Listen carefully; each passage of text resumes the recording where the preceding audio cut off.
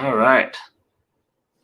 Slowly getting this down a little bit easier as we get ready to roll live. I keep trying to change it up, do it a little bit different, but here we are again, Thursday night live. So excited to be back here. Super excited to be able to talk to you guys, be able to be here, answer some questions about narcissism. Had some really great times, some one-on-ones that happened today. Some really awesome stuff. Just some people that I was able to talk to from all across the globe, be able to talk through different things on narcissism, about things that we're working on. One of the things I was able to kind of touch base on was that whole idea of like looking at the past and looking at potential. And I've used like the illustration a lot of times of like looking at like the mountains and like seeing, the peaks, versus like the pits, and like how that normally like looks. Okay, so when you like look back on the relationship, when you look back on the toxic relationship you used to have, you're like, man, like it was such a good relationship. And you remember like times that keep like pulling you back. That's like the trauma bond of like, wait a second, the hope, the potential, that thought process is like carrying me back to it. But when you think about it, as you look back, think of like if you're looking at like a mountain range, and so you say you have like a mountain range here, there's a mountain range here, mountain range here, mountain range here. What you're actually seeing is if you look at a distance, you're actually seeing all the peaks. And those peaks make you think this person has potential. Seeing like this good part, this good part, this good part makes you think that there's actually potential there. Now, a lot of times people are taking a look at the narcissist and they're taking a look at the relationship, especially like in the past, and they're thinking like, well, maybe there actually is something there. Maybe there's actually something, that I think is actually there. And as they look back, they see all the peaks, all those tiny moments. But what they miss is the giant pits in between peak to peak, in between the mountain ranges. And I was looking at that and I was thinking through, I was like, one thing that a lot of people think is when they're looking at that, they're not really looking at it as having these like little peaks or these little moments. They're looking at it like, whoa, this is actually how the mountain ranges go. Like this is constant growth, change. This is an idea of like, this person actually means a lot, or they're going to be the right person for me. But when it comes down to it, all they're doing is they're looking at a facade that oftentimes is like built on stilts and built on the ideas of love bombing, gaslighting, manipulating, future faking. And so people start having like an idea that this is better than what it actually is. The trauma bond that comes from that and the connection that's actually false. It's actually there. They're remembering just the good times. They're remembering the false part about it. You really helped me move forward. That's awesome. I'm glad to be able to hear that. From Tennessee. Awesome. Thank you. I appreciate the encouragement. Left mine a month ago. It's so hard. Absolutely it is. Do you have friends? Tough to be friends with narcissists. I have a few, not many. I've been wanting to break up with my girlfriend so I could get with her sister, but I don't know what to do. Any advice? Don't be with either one because you got some issues there. Posts are helpful. Awesome. That's good to hear. I'm glad that the posts are helpful. My narcissist won't let me go. I'm in a new relationship. A lot of times they'll keep trying to reach out. If you don't have kids, then block. Make sure it's completely blocked. How to break the bond. So when we talk about trauma bond, we talk about like rewiring the mindset. We talk about like changing the mindset of what you're actually thinking through. And the first step is getting to the place of acknowledging like the truth of the situation. The truth is what's going to set you free.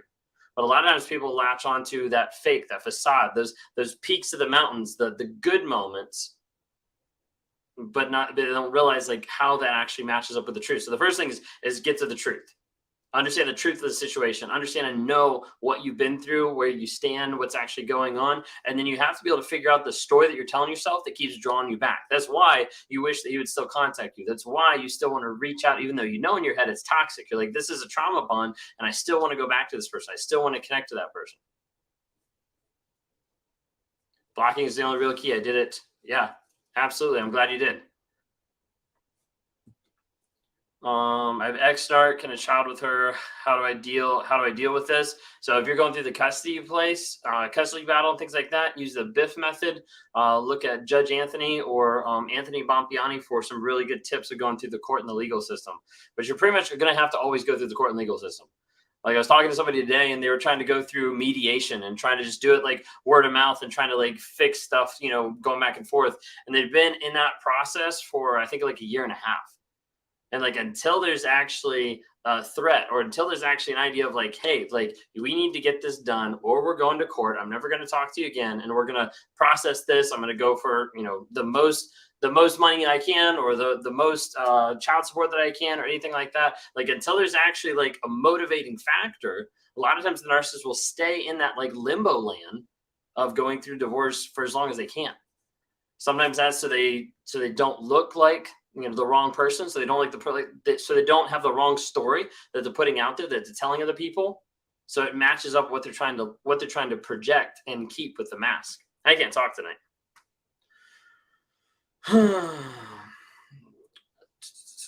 Why they move out, then blame you and call you crazy, make you doubt yourself, make you feel like you're the bad person, and to keep with the next story of like making themselves looking like the good person. Were you ever violent? Is that a characteristic? A lot of times that is a characteristic. I wasn't violent as far as like I didn't like beat my wife or anything like that. But there was times of like throwing stuff, not necessarily at her, but just throwing stuff, period. So yeah, there's definitely like violence that comes with that. Blocking is the key. I feel so much freedom to heal. Absolutely. You got to be able to separate. A lot of times I talk about like when we don't block, and when you go back to looking at their social media, contacting them, reaching out, like literally what you're doing is you're putting a Band-Aid, you're putting a bandage on your arm, and each time you contact them, each time you reach out to social media, you like rip it off, and it rips the scab off, and it starts bleeding again. And then you're like, you know, maybe I should check. And then you rip it off, and then it rips the scab off again. You start bleeding again. Like, there's not a really good way to heal effectively, and especially not quickly at all, when you're still with the narcissist. But when you break away from the narcissist, when you block, when you go no contact, when you ghost, a lot of times people are still stuck because they don't have that freedom of the mindset. And that's what I work with people on a day-to-day basis when I do one-on-ones or like coaching events and things like that, is trying to help them understand the process to be able to break free from that trauma, to get down below the surface and figure out the story that they're believing, the fantasy, the fable that they're latching onto, that's pulling them back into a toxic relationship.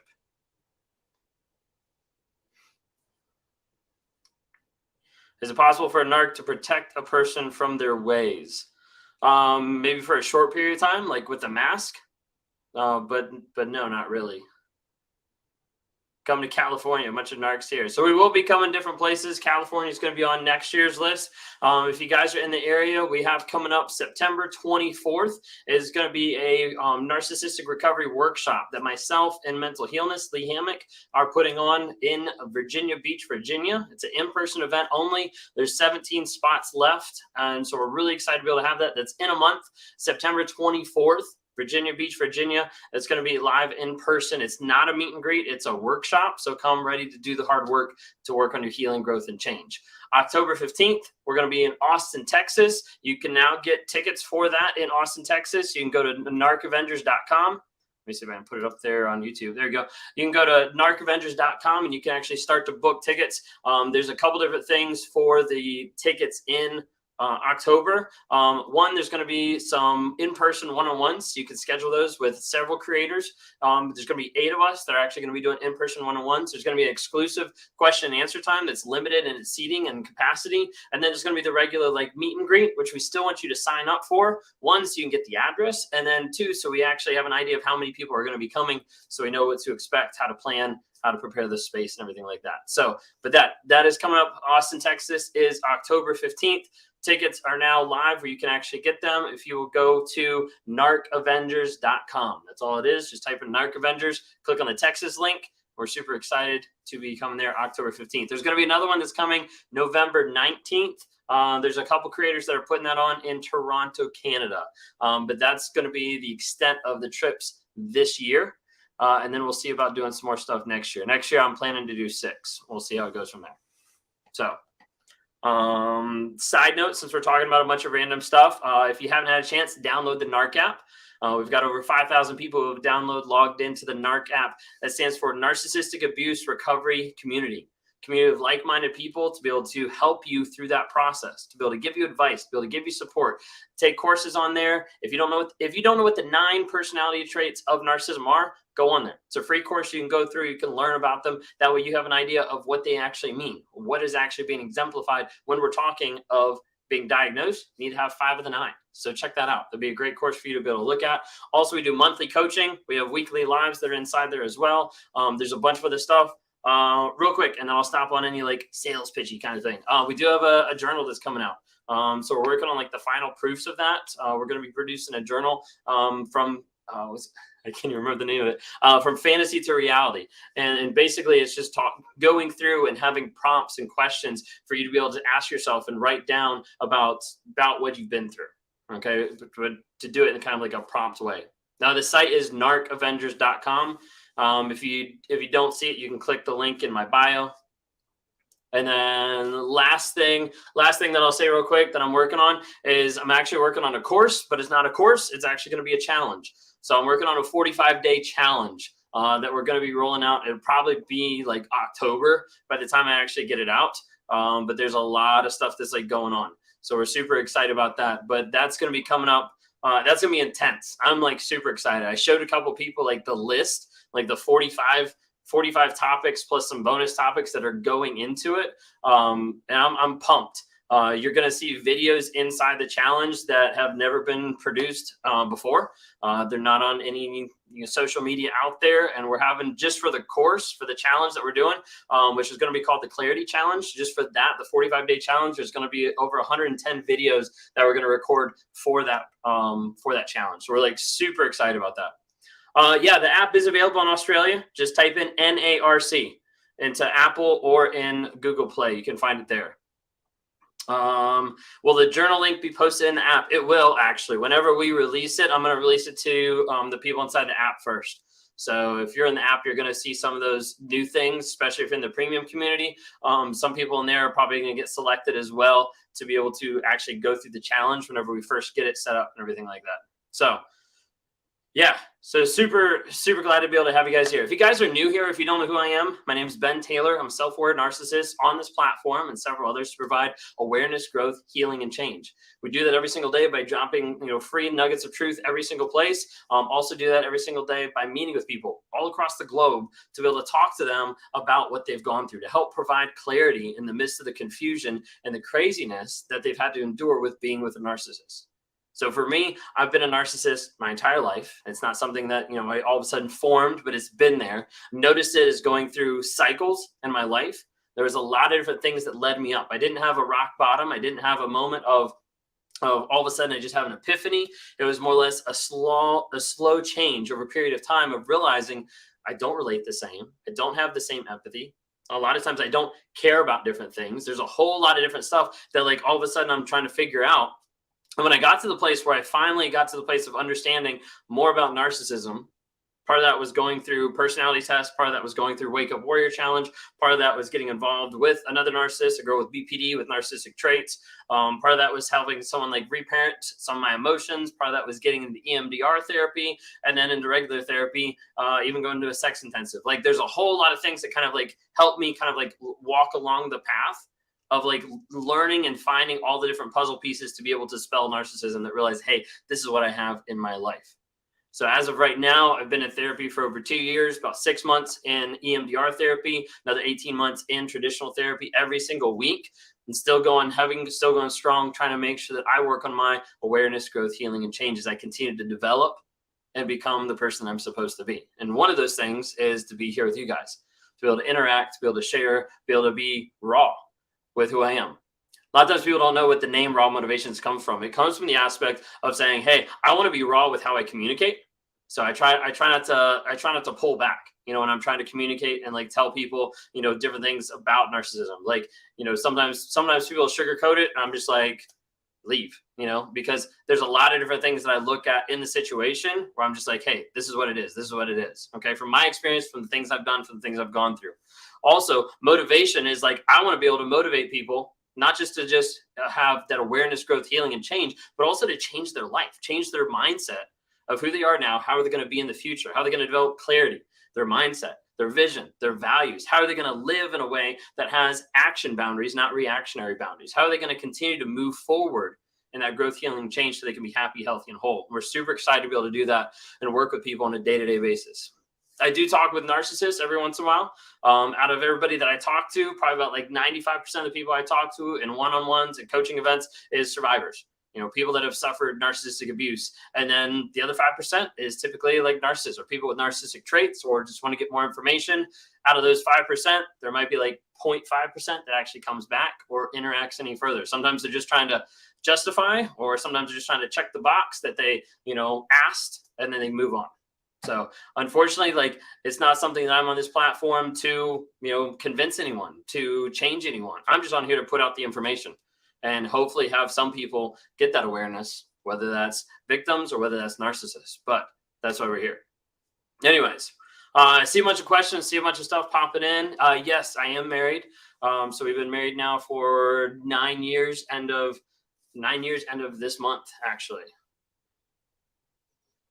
Live daily. We don't do it live daily. So I'm live Thursday nights. We're live Monday nights inside the Narc app. And then Wednesday nights I'm live as well with Lee Hammock, Mental Healness, either on my channel or in his on YouTube. So it kind of flip-flops every Wednesday. This coming Wednesday we'll be live on my channel. So make sure you all show up. But we'll be live this Wednesday. We might be changing the time this Wednesday. I think it might be like 8:15. We're adjusting everything. So it's kind of going all back and forth because there's a lot of stuff that's going on. We're trying just to balance it all and juggle it all. Yeah, absolutely. Glad to be able to hear that. How does my wife deal with me? No BS. She just tells it how it is. So I think a lot of people, some people, but a lot of people don't realize that, like, she left for a period of time, and it wasn't that she left and then I got into therapy. No, like, I was in therapy and she left. So it wasn't even something that, like, her leaving prompted anything. A lot of times people are like, what can I do to get my narcissist to change? What did your wife say? What did your wife do? Like, how did she convince you? And guess what? It didn't have anything to do with her. The same thing, you need to realize it has nothing to do with you. You're not able to change a narcissist. You'll lead a horse to water, but you're not going to force them to drink. And if you do, you're just going to drown them and they're going to, turn on you. Okay. But what's going to happen is, like, you're not going to force anybody to change. Same thing with my wife. She didn't force me to change. Okay. And that's one thing that a lot of people need to understand with that. Having trouble signing up for one-on-one? Double check if you're having trouble with where you're logging in or anything. You can go to rawmotivations.com. You can try it on there. It normally works pretty well. Sometimes if people have trouble, sometimes it's actually like the card, but we book everywhere across the world. So I talked to people today, actually, Germany, someone I normally talk to in, like, Australia, Hawaii, all over the place. Does a narc have a hard time holding down a job for a long period of time? A lot of times, overt narcissists do. Yes, absolutely. Can narcissists tell if you don't believe anything they say? Leave you come back to Hoover. Tell if you don't believe anything they say, leave and not come back to Hoover. Yeah, they don't always Hoover. But I like to say the majority of the time they do. So plan that way. You want to be careful. Missed y'all live yesterday. Hey, then just go on to YouTube. So Maria, just go onto YouTube. You can watch it there. We post all the replays on YouTube. The one last night was on Lee's channel, and I don't think I've got the live from him, so you can check it out on his channel. Do not go to couples therapy with a narc. That's dangerous. Absolutely. Couples therapy is not helpful with a narc, because when you go to couples therapy, the therapist is thinking, hey, let me work on building this relationship back together. The narcissist brings in their mask that says, hey, I want to work on the relationship. But in reality, they don't, because they don't care about you. And they will use the stuff that happens in the counseling session as a way to be able to manipulate and to hurt you further. So please be careful. Don't go with a narcissist in couples counseling, therapy, anything like that. Okay? Good question. A lot of times people ask, have you made amends with your past supplies? Well, part of that would actually be worse in this moment because they've already done their healing process and moved on. And also some of them have blocked and gone on contact. So me reaching out would just look like a Hoover, and it would be something that would actually be more triggering. So the ones that I have been able to, I have made amends. There's some that I haven't. And that's not because I wouldn't want to, but because I respect where they've already put me as far as like no contact, ghost block, and things like that. And we just continue moving forward with life. The biggest thing with the past, and the biggest thing, best book on covert narcissism, The Passive Aggressive Covert Narcissist by Debbie Mirza. The biggest thing with the past is, like, a narcissist, they always want to forget their past, right? The past is in the past. Don't bring it up. I don't want to talk about it. Don't want to hear about it. Like, for me, the past is back there, but I have to keep it a little bit closer because I don't want to forget the past that I went through. I don't want to forget everything that I went through, because of the fact that if I look at the past and I push it too far away, then there's a big chance I could revert back to that. So I have to remember, hey, this is where I've come from. This is what I've done.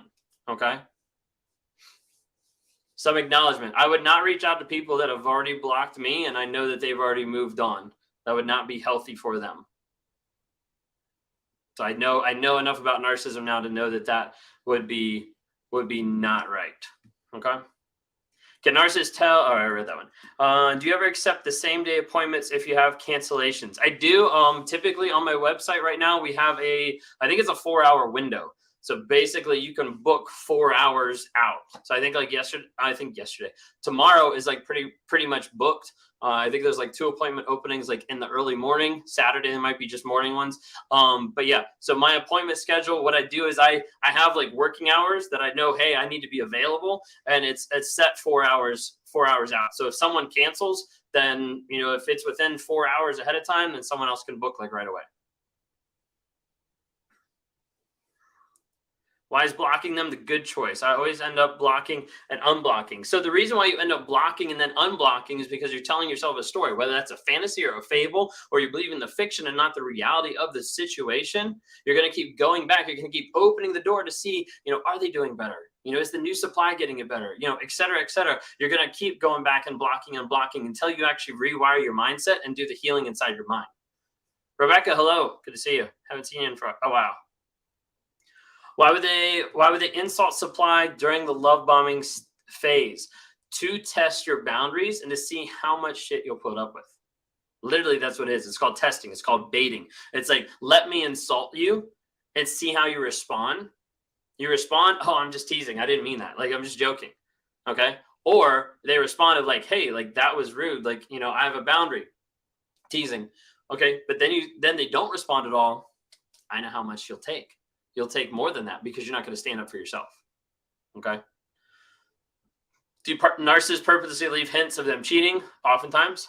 Can one narc tell that they are a narc to help them realize that they are a narc? Can one narc tell another that they are a narc to help them realize that they are a narc? Yes, but you have to have an aware narc tell another one, and then hopefully they would see something, but a lot of times they're not going to. So that doesn't really work. I mean, it's the same way as another person telling the narc you're a narc. A lot of times it doesn't work. Had a session and the therapist didn't charge us or contact us again. What? That is weird. Reach out if you're struggling to find sessions. I still have some openings. Would love to be able to help work with you any way I can. My wife is a narc and we've separated about a month and she already went on a date. Yeah. A lot of times it's fast. A lot of times when they move on with a new supply, people don't realize. They're like, wow, they moved on so fast. Did they really? Sometimes they don't move on fast. Sometimes they just bring to light the person that was already hidden. Okay. Why would a narcissist deactivate their profiles off social media after blocking you? Control, manipulation, doubt, and also you never know what hoops they're jumping through in the love bombing stage for the next supply. Next supply could be like big on like they don't want social media. Boom, I won't get that. And then I'll just add it later. That kind of mindset might be going on. You never know what's going on the other side. A lot of times people like stress so much about what about the next supply? You don't know how they're getting manipulated. They're getting manipulated the same, but not the same way. And a lot of times that confuses a lot of people because they're like, wait a second, like they look completely different. They look happy. They look changed. They look all this kind of stuff. Well, yeah, they do, because you're watching love bombing from the outside. You're watching the production that the narcissist is putting on saying, hey, look at me. So you doubt yourself and let me manipulate the other person and triangulate them at the same time and give them all the hopes and dreams that I was giving you, but it's not what they want. I'm just doing it, kind of leading them on saying something else. Okay. Do they ever regret losing you? They regret losing control. They don't have these, you know, big loving moments or this like codependency idea of like, oh, I have to have you back. So no, they don't regret you. Is there any hope for my child? I hope he doesn't become one too. Any prevention tips? Absolutely, there's hope for your child, because it depends on that growth, healing, and change you're going to develop into the relationship, where you have an emotionally safe environment, where you have an environment where you're learning how to deal with their emotions and help them work through that respectfully and dealing with that. And then you also have the aspect of developing a safe place where they can come to you with anything and they're not going to get shamed or devalued. Like, when you have a child before they're grown up the whole way, in one sense, before they've 18, 20 passed on, then you do have a big chance of influencing their lives. But how you connect with them and how you help them connect with their emotions and how they deal with them is essential. Okay.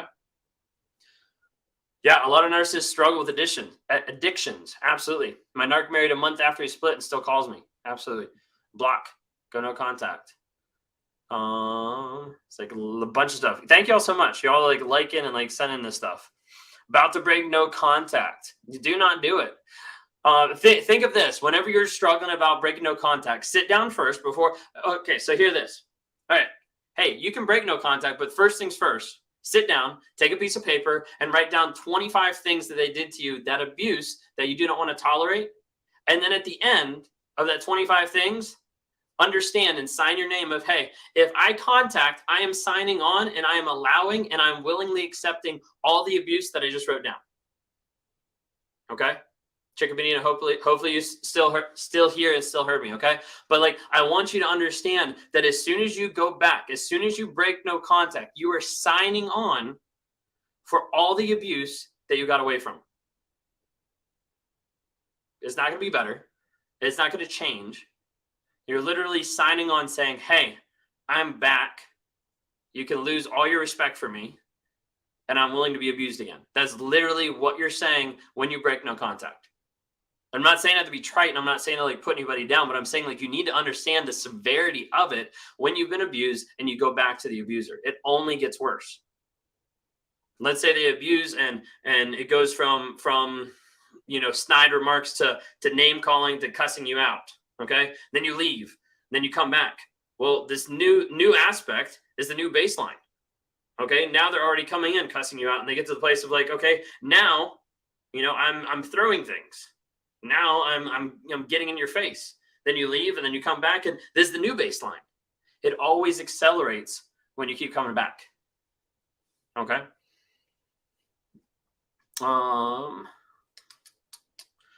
No contact his last 5 months. Ex-husband is looking to go for $500K to give the kids back. They will take you for everything. It's pretty sad when a lot of times you almost have to buy your kids to be able to have custody. I was talking to someone today when she's going into a custody battle, and we were talking through different levers that she can pull and when to pull them in that whole court situation to try to be set up for the best success in getting the most time with her kids. Because it's awful. It's crazy. A video on what progression? Oh, on the abuse? I might have one, but if I do, it's on YouTube. I don't remember off the top of my head. Just want to say thanks for helping people use the platform. Absolutely. Thank you so much. Are narcissists really that turned off by people who have boundaries? So if you have, it's twofold. Okay. So if you have a boundary, they're either going to be turned off by it or they're going to take it as a challenge. Okay. A lot of times, here, let me break it down like this. A lot of times people think narcissists go after empaths. Narcissists go after successful people. Narcissists go after, and they put a type. They go after codependent, successful, empathetic. They go after all these people.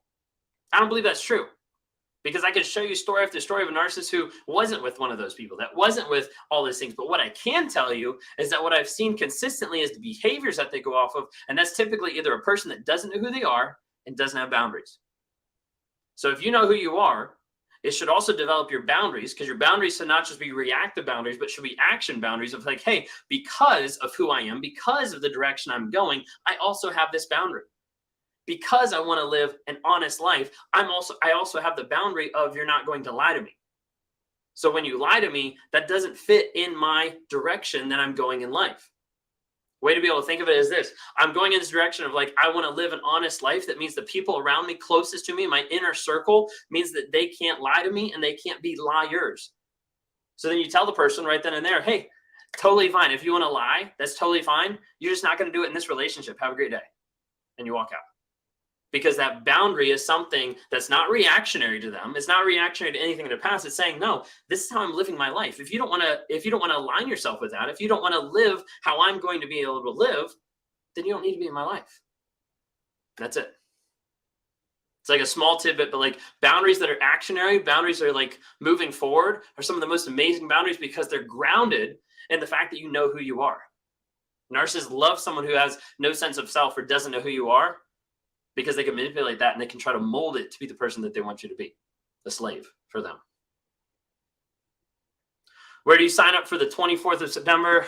Let's see. I think I have a link here. The link's in my bio, and then it's a different link. It's calendly.com/recovery workshops. It's a different one. It's going to eventually turn into my coaching platform. But here, I'll throw it on there.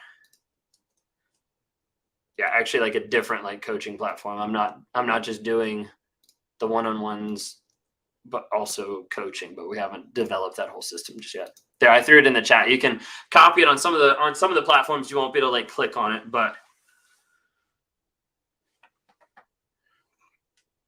breaking the trauma bond. Check out some of my YouTube videos, or I'd love to like talk to you and kind of walk you through it. It's acknowledging the truth, understanding the emotions and the feelings that lead to the fact of the story. The thought that's actually taking you back to the narcissist is normally built on fiction and fantasy, and then understanding that you have to actually rewire your mindset, building it on the facts and the truth of the situation. For those of you jumping in and out or just joining, if you want to join us in Austin, Texas, October 15th, you can get a ticket and reserve your spot. Go to narcavengers.com. So we're super excited about that. That's the next one that's coming up. September, it's going to be in person, a 4-hour event, recovery workshop with myself and Lee Hammock, Mental Healness. We're going to be doing that 4 hours, not a meet and greet. Not a meet and greet. It is actually like a workshop. We're going to be working with you through the healing process. And then in October 15th, there's going to be one-on-ones, exclusive question and answer, and meet and greet. So everything there. But you need to sign up on the website once you get the address. The meet and greet is free. Pop in. Would love to be able to have you. We're probably going to be speaking towards the end of that. But then the one-on-ones and the Q&A have limited seatings just because of everybody that's coming. Let's see. Where are we at? Are prayer groups helpful for a narc? Nothing is helpful for a narc until they're willing to be honest, vulnerable, and have consistent change. Nothing's going to help.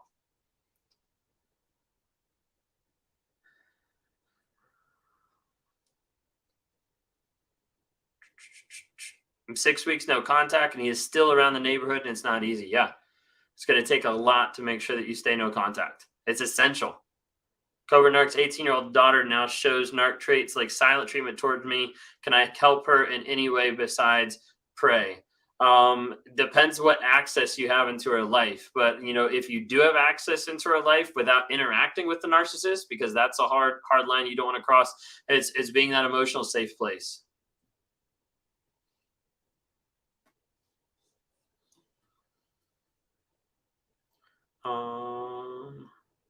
Al-Anon really helps. Yeah. When you bring it up the next day and they have nothing to say about the new supply. I feel like I missed some questions. Do narcs get worse as they get older? Yes, they typically do. A lot of times because they don't care. Okay. They get to the place where they don't care even more. My husband is a narc, and when something bad happens to him, he says he's going to change because he believes in karma, but he never does. Yeah, that's because he doesn't believe in karma and he doesn't believe in God. All he believes in is his own reality, and he keeps changing that and adjusting it to just be the person that he thinks or that he wants to be, and just puts up the mask. You know, oftentimes when they're going to say they're going to change, it's going to be right at the end of the relationship, right when you say, hey, like, that's it, I'm done with this, I'm actually going to walk out, or I'm going to go file. They'll be like, no, I'm going to change, I'm going to get better. The thing you have to understand is when they tell you that they're going to change, when they tell you they're going to get better, at the end of the relationship, it's manipulation, because all the other manipulation tactics no longer work. And they're like, let me go ahead and put this out there to extend my stay in this person's life. Can you go up against a narc and not be defeated? So how are you going to go into a game and win the game when there's no rules and the fake rules that are there are constantly changing? You're trying to play a game with someone that doesn't have any care for you or how they actually live their life. A lot of times, no morals at all. So at the end of the day, what game are you trying to play? A lot of times people want to attack, want to go back, want to get revenge, want to bring karma. And at the end of the day, it's not going to help you heal. People are like, oh yeah, it's going to help me heal. It's not going to help you heal. It's not going to help you get any better. You're going to spend too much time focusing on how to mess them up or screw them over than you will on yourself. If you took that much energy and time and put it in yourself, You'd be amazed who you could transform to be in 6 months, in 3 years. The majority of the time, people don't put in the work in themselves. Can there be any other form of supply, or is it always a person? It can be other forms. The majority of the time you see it being a person, but I mean, it could be workaholicism. It could be, working a lot. It could be hobbies. It could be, a friend group. There could be other aspects of it. Okay. I got a text from unknown owner. Didn't ask any questions. Good. Block it. I finally ended mine this past week and had no contact since he sent me a TikTok video of him saying he was going to leave me. Crazy making. Yeah. Absolutely. Has therapy changed your feelings towards others? I get it helps to change your behaviors and thinking patterns, but does it change how you feel towards others? Good question. So a lot of it is engaging more with like cognitive therapy and trying to work on the trauma and work on the stuff like in the back of the mind that actually like helps with that. And so it's not necessarily that all of a sudden like, oh, I have like empathy. I have a lot more cognitive empathy than what I ever had before. So there's different aspects of that it has helped. What do they purposely want to hurt us with a repeated discard? I'm guessing you're asking why. So a lot of times they want to discard you before, they get discarded. That way they can't get abandoned. That way they can't get used, kind of a thing. And so whenever they discard you, that's a great time for you to be able to block, go no contact, and start working on yourself. I agree. It's hard in a small town. You're no contact. I get anxiety about just crossing paths. Yeah. There's a good period of time where you have to be really careful, for sure. Are you asking me if I'm in a relationship? Yes, I am married. Do they have multiple sides at once? Yeah, a lot of times they do. A lot of times that's the high of like cheating or like managing multiple relationships at the same time. Why is it hard to stop worrying they're treating the new supply better? It's because you're believing a fantasy and you're probably watching the social media thinking like, oh my gosh, they're treating them better. No, it's different manipulation. It's love bombing from the outside, and they're giving that person manipulation and gaslighting. But the thing is, you can't see it because you're on the outside. PTSD common for victims. Yeah, it's called CPTSD for that complex because it keeps happening over and over and over. How do you know you're ready to leave a narcissist? When you know you're with a narcissist, that's when you're ready. No, I'm just kidding. Like you have to be safe about it. Like there's also aspects of like, you have to be able to look at it and be like, is this actually safe? I always preach no contact because I think no contact is not just from my own opinion, but also proven from the people that we work with. No contact is essential for healing. However, sometimes there is times where you can't get no contact right away. Maybe you're a victim of financial abuse. Maybe you have kids and you're trying to figure out the whole custody thing. Maybe you're landlocked. It could be a bunch of different things, but the goal is that we get your mind free and we still work you towards that goal, work you towards that progress, healing, growth, and change. Can I rewatch this live somewhere? Yeah, absolutely. You can rewatch it on YouTube. So you have to go to my YouTube channel, Raw Motivations. All the lives that we do get posted on there, except for the ones inside the Narc app on Monday nights, because that's exclusive to the members of the Narc app. How to respond when seeing friends that knew you both after I've been smeared. Suggested dialogue. If you've been smeared and you're seeing friends that have engaged with that smear or enabled that smear or not stuck up with you, then they're no longer your friends. Okay, I just want to make sure you understand that. So like if there's a smear campaign and you're running into people that didn't stick up with you and didn't actually, come and ask you, hey, what's actually going on, then they're not your friends. They're just a bunch of idiots that ascribe to the narcissist's false reality, and they don't need to be in your life.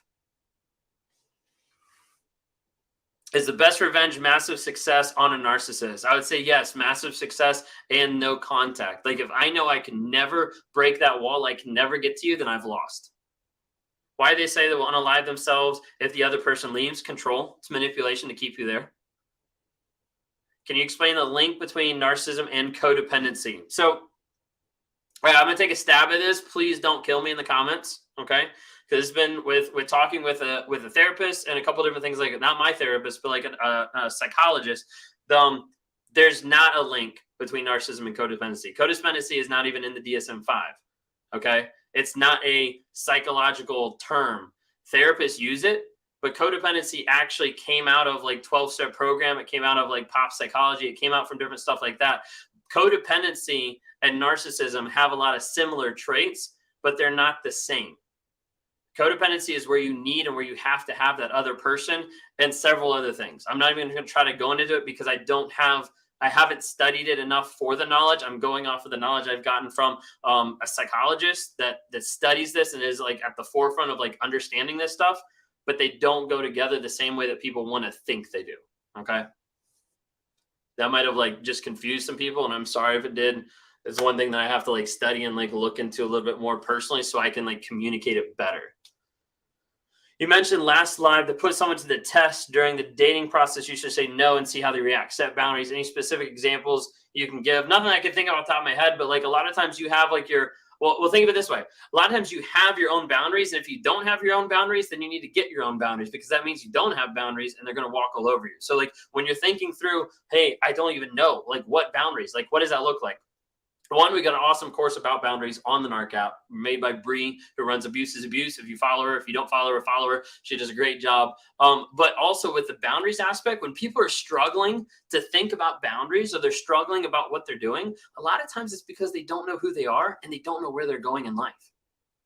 If your goal is to be, if your goal is to be a nurse, and then you let this person come into your life and sideline you from that goal, then you didn't set up a boundary to keep you on track, because you didn't know that that goal meant more than a relationship, or that goal meant more than a toxic person pulling you away. A lot of times boundaries need to be formed, not by what's happened in the past, but where you're going in the future. It's something that I haven't talked a lot of, because I've been like reframing some of the thought process and like helping people like understand.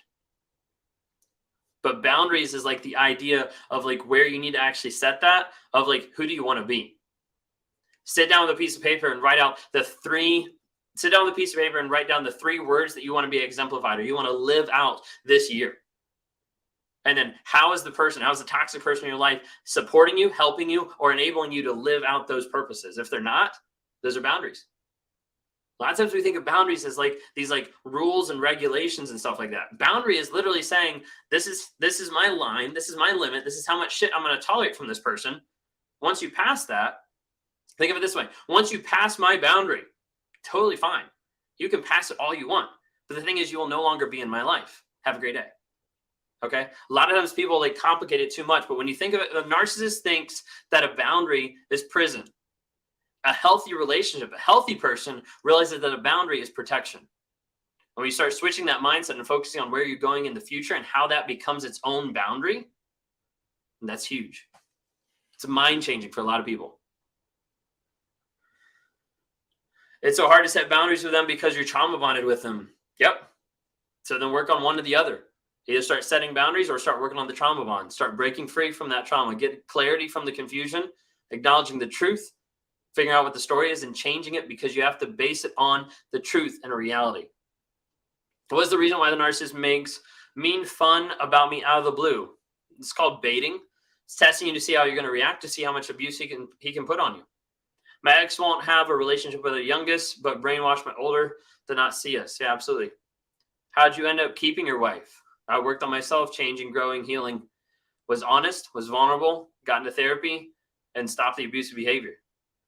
When I went no contact, I sent Willow Winks memes saying, you get nothing, you lose, good day. I never felt so good. That's awesome. Thank you for being here and sharing your truth. Absolutely. All I've asked for is him to come from work and be positive. If he's not even willing to engage in that, there's probably a whole lot more stuff he's not willing to engage with. My narc thinks boundaries are controlling. Yeah, they do. How dare you control me? Mm-hmm. Do they enjoy abusing people? Sociopaths do, psychopaths do. A lot of the abuse that comes from a narcissist isn't, I would say it's like 50% a lot of times is being intentional. The other half is that they don't care about you. It's just all about them. And as a result, you're the fallout of their obsession with their mask that they're having to put up. What pushed you to do the work on yourself? A lot of different things. Check out my YouTube, Raw Motivations. Look up Self-Aware Narcissist. It gives you like a bunch of things, kind of like my story. I need to do like another one just to kind of go even more in depth, but it's like a 10-minute video, like walking you through the steps. I didn't have a light bulb moment. I didn't have a rock bottom. I didn't have something all of a sudden made me change. My wife didn't make me change. Nobody else made me change. If someone's claiming that they're going to change for you, they're just a liar, because it's not going to last. People don't change for other people. And if they do, it's going to be short-lived. Absolutely. I'm glad you've learned a lot. Appreciate it.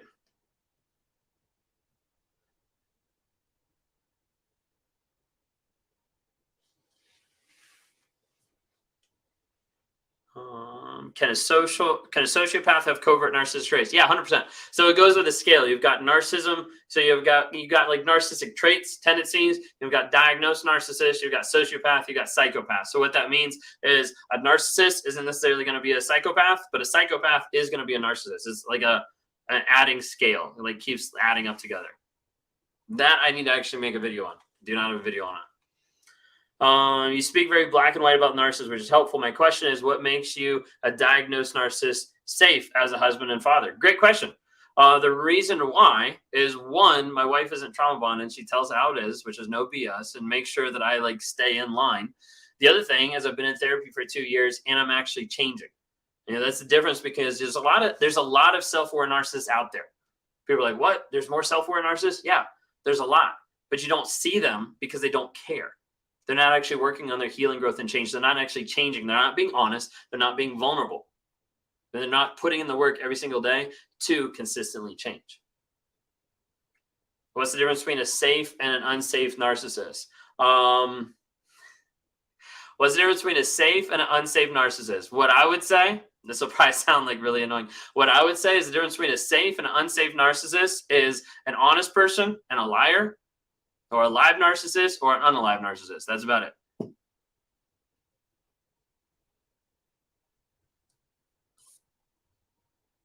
Are you happy with the growth you're making? I'd say yes. I feel like I'm always wanting to grow more and to learn more, but then I'm also like, wait, have I learned enough in this area? Have I learned enough in this area? Things like that. Will family counseling help to co-parent? No, typically what you need to be looking at is parallel parenting using the BIF method. And then also if you're going into like court situations, things like that, look up Judge Anthony Bompiani. There's a really great, he has a lot of good information. Can you mirror traits from your narcissistic spouse? Yes, absolutely. A lot of times we call those narcissistic fleas.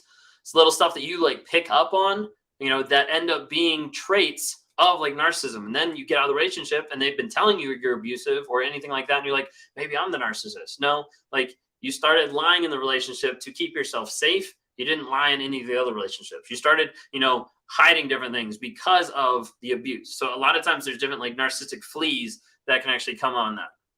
Do narcissists change with age? Absolutely. They get worse. Can I reach out to known past supplies and compare notes and have tea? Some people do. Sometimes it's really helpful. Do you discard people or leave them behind to start fresh with new people? Like if they get figured out or don't read their delusions of grandeur, we'll discard people so they don't figure them out. Yeah, absolutely. My mom knows she's a narc and doesn't care to change. Just use the blame game. Yep, I'm a narc. So like you should deal with me. This is something I can't change. No, they can stop their abusive behaviors. Should I worry about threats from my narc wife? I would always take threats seriously. What do I know about narc parents? Not tons and tons. What I would suggest is if you have narc parents or if you're looking at that, look at the book. What is it? The Narcissist in Your Life by Julie Hall. It's got a really good couple sections on there about narcissistic families and the familial system and how that works. Is there a website that exists like don't date him to show future supplies? That's funny.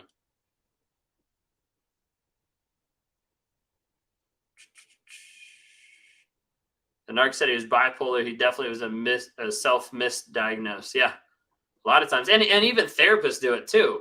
A lot of therapists will diagnose like a narcissist of like, oh, you just have ADHD or you're bipolar or maybe you're borderline or something like that, when it's actually like narcissism. A lot of times I think narcissism doesn't pay. So a lot of therapists don't want to work with a narcissist because like there's no hope. There's no money in it. And also a lot of times like therapists don't want to work with a narcissist because they don't know who they're working with. Therapists are taught to deal with the person in the room. And so the thing is like when the narcissist walks in the room, they pull out their mask and like, hey, I'm a good person.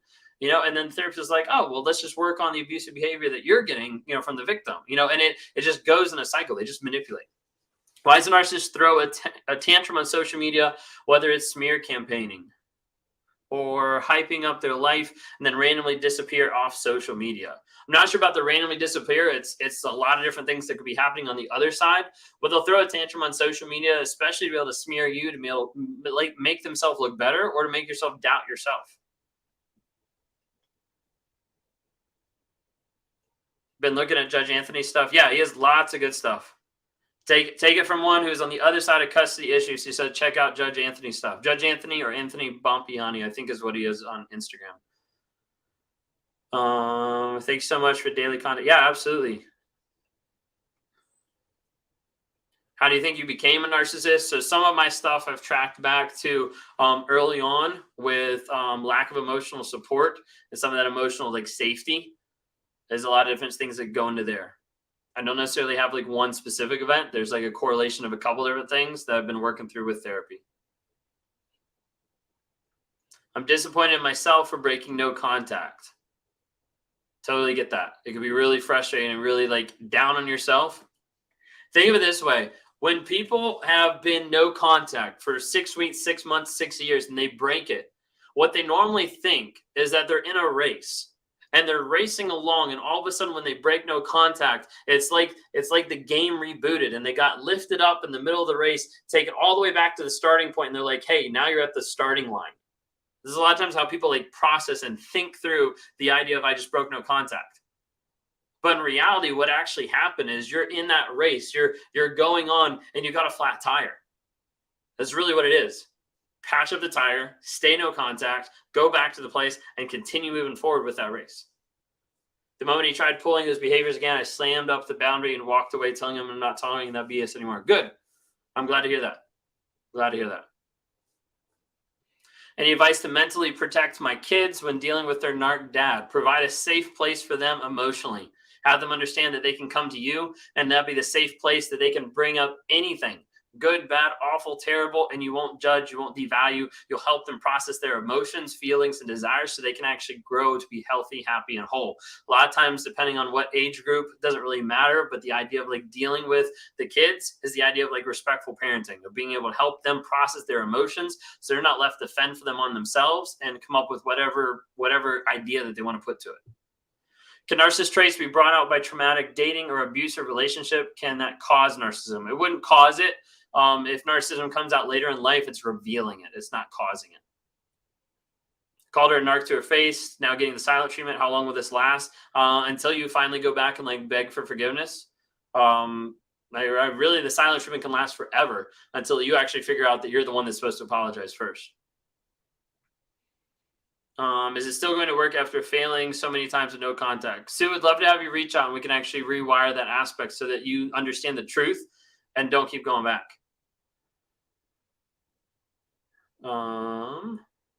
Son, my 4-year-old just diagnosed with ADHD and OCD. Ex got upset and denied it. Fake cried. Will he discard his son? Possibly, yeah.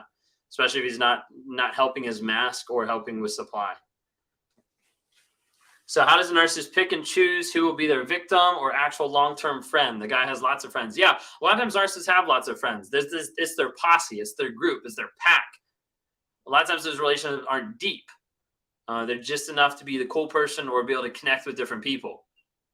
But narcissist chooses and picks their victims. What I believe wholeheartedly from the people I've talked to is narcissists choose their victims not because they're empaths, not because they're successful, not because of anything else. Narcissists choose their victims because they find people that have no sense of self and they have no boundaries.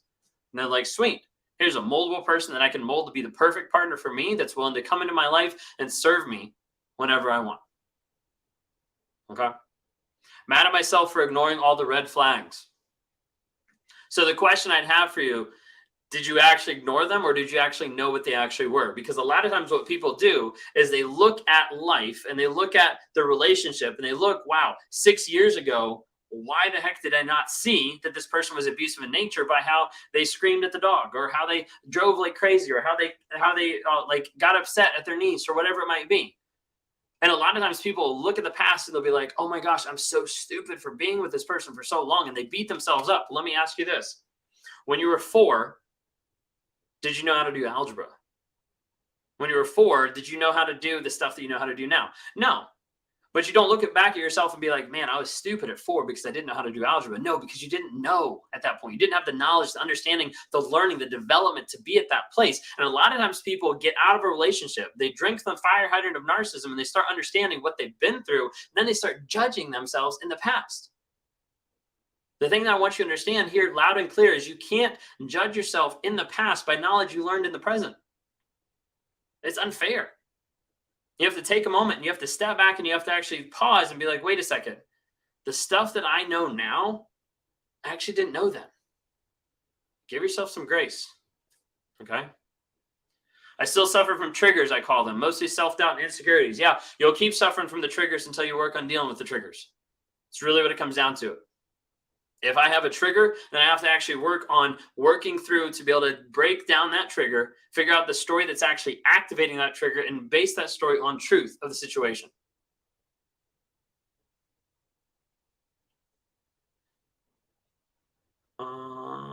Sorry, I'm like missing a couple things.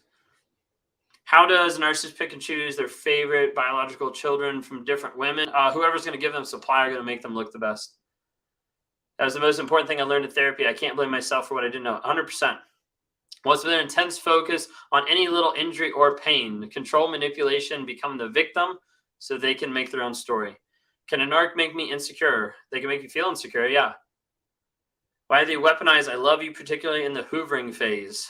Trying to think of like how to like phrase that. They can weaponize anything. At that point, like the hoovering phase is all about getting you back and controlling you. So they'll weaponize anything. They'll do anything. Can you trace back the exact moment you became self-aware and wanted to change? No, because I didn't have an epiphany and I didn't have an exact moment. And I didn't change for any single person. So you're on YouTube already. So check out under my channel, Self-Aware Narcissist. How I normally describe it is it's not like I had a light switch turned on. It's more like I had a dimmer switch.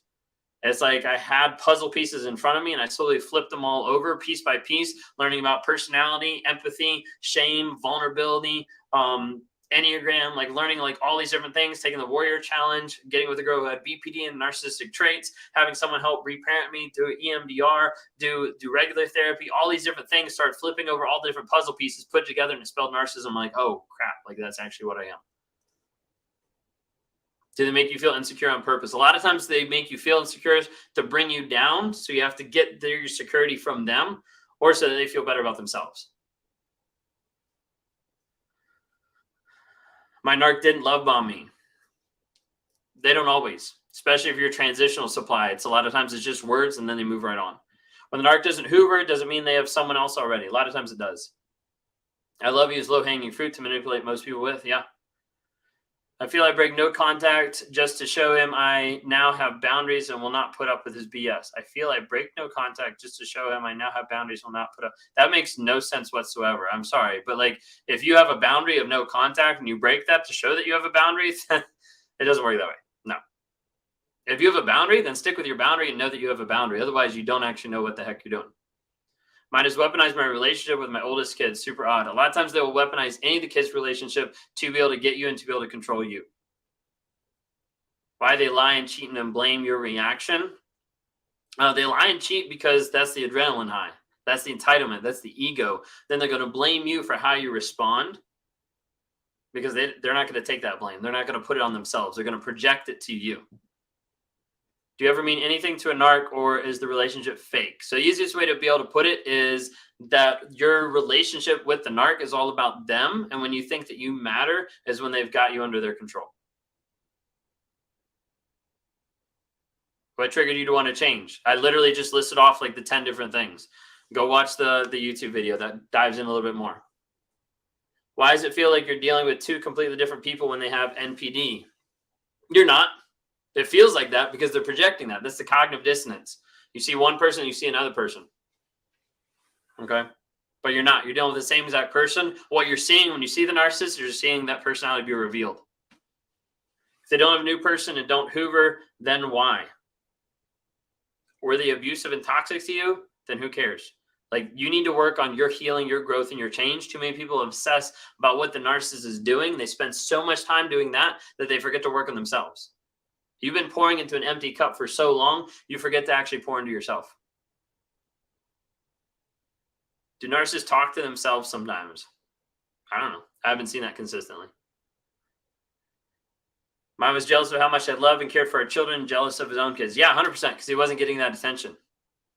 Do narcs get super obsessed, or is that something else? A lot of narcs do get super obsessed. Stalking, obsessive over the people, things like that? Is there a sense of empathy within them? People call them vampires, but don't they have to be able to sense weakness in others so they have a knowledge of emotion but choose to ignore it and not show? So narcissists, that's a really good question. So narcissists a lot of times are really good at seeing, what's going on, of like understanding and like seeing, how people are responding. Not all of them. There's a lot of dumb ones out there, but a lot of them can see and sense like what's actually going on. When it comes to empathy, this is where I think a lot of us have kind of botched it as far as just talking about narcissism. They're like, oh, if there's a narcissist, no empathy, zero empathy, impossible. They're heartless, they're soulless. It's not always the case. I think there's a lot more narcissists out there that have empathy.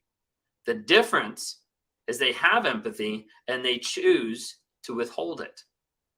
Even in the DSM-5, it reads, narcissists lack empathy or is unwilling to acknowledge another person's feelings or emotions. Because when it comes down to it, think of it this way. Let's say a narcissist has empathy. Okay. Or let me use it my illustration. Okay. So let's say I have empathy.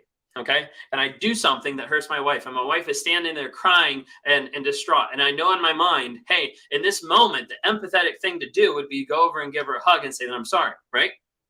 Okay. But in my mind, I know as soon as I do that, as soon as I walk across and give her a hug and say that I'm sorry, it does a couple things. One, it validates her emotions. It validates what she's going through. It validates her experience of being real. Okay. If that experience is real, then what that means is she's justified in her crying. She's justified in her frustration. She's justified in the wrong that had been done to her, and that wrong came from me. So as a result, if I walk across the floor and I give her a hug and I say that I'm sorry, what I'm actually doing in that expression of empathy, what I'm actually doing is I'm connecting and I'm saying, hey, I'm actually wrong. And that's something a narcissist won't do. Because a narcissist has to run from accountability, responsibility. They're big on avoiding shame. And so a narcissist can have empathy, but they can choose to withhold it.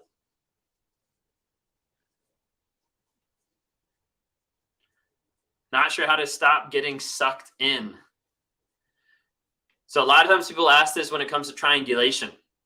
Think of it this way. Let's try to do a triangle, okay? So a triangle, you've got 1, 2, and 3. You got 3 different points. People are like, how do I stop from getting triangulated? Like I'm always getting like pulled into their drama. I'm always getting compared to everybody else and things like that.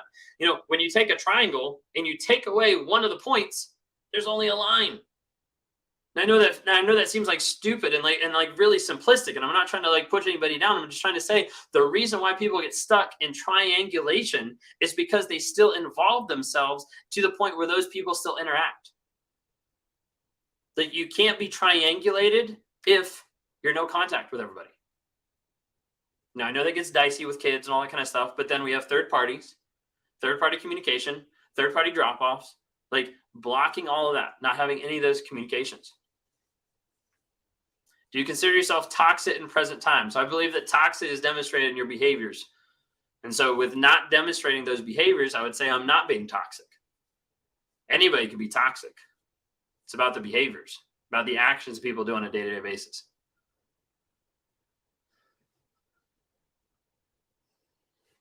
Why do narcs move on but then still want to harass the ex or the ex's new partner? Control, power, manipulation, game. There's a lot of different things that go into it. I didn't understand the point of future faking if you already had new supply with a baby on the way. That is a different one. That is a different one. A lot of times future faking is to get away from like accountability or responsibility in the moment. But with that, it probably ties into the story he's telling himself or the story he's trying to project to other people out there. My narc husband walked out the day after I had surgery and left me alone to care for our child. He blames me for his failing red relationship with our teen child. They're going to blame you for everything. They're going to try to put the blame back on you for the stuff that they've done. But a lot of times they'll walk out of your life also when you need the help. Because all of a sudden you need help. Now you're not doting on them or giving admiration or giving affection or giving attention. Like it's not about them. This is why a lot of times you see this happen on like birthdays, holidays, and special events. We just did a YouTube video about that. When it comes down to it, the reason why the narc doesn't enjoy your birthday is because it's not narc day. It's not about them. It's about someone else. And to actually like have it be about someone else, like you have to understand like to have it be about someone else, like the narc has to actually like move out of the way. That's why the narc can't engage with like actual like real love. Because they're in the way. They're in the way of themselves. Okay. It's crazy hearing how he actually felt when I'd be crying and he looks so uncomfortable. A lot of times they look uncomfortable when you're crying because they don't know how to experience the emotions that you're having, or they don't know what to deal with them, or they don't know how to fix them instantly so they can get away from that accountability in that awkward moment.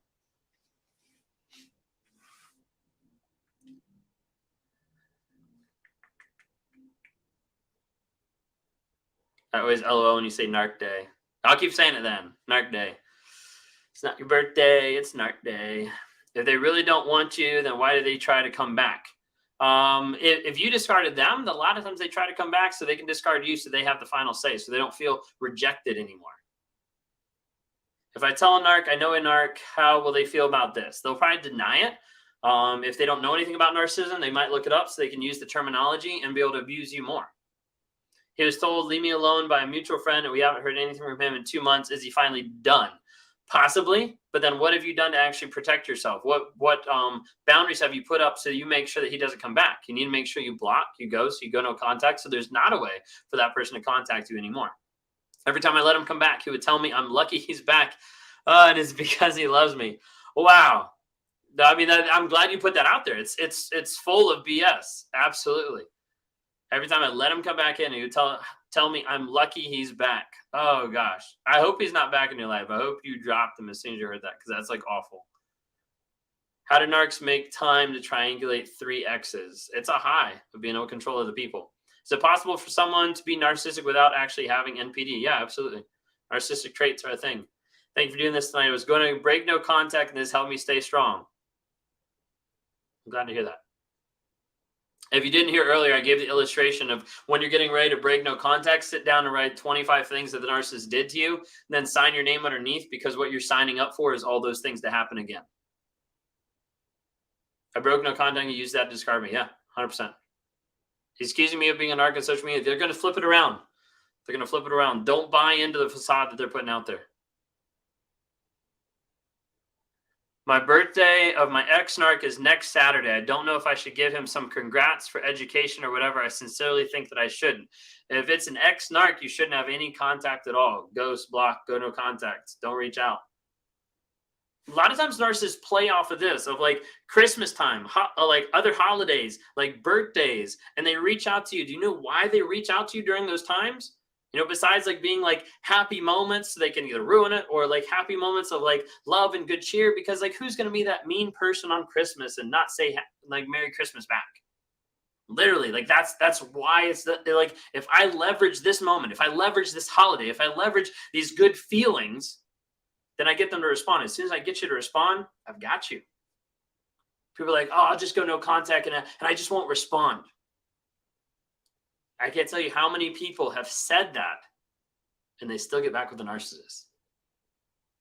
I've worked with people now for, I don't even know, we're approaching a year of actually like doing one-on-ones and coaching and helping develop a system to help people get out and understand and rewire their minds and all this kind of stuff. And even in the short time that I've been doing it and trying to work with people, I've had several people that have come back, that have rebooked with me like 6 months later and have said, I'm back because you're right.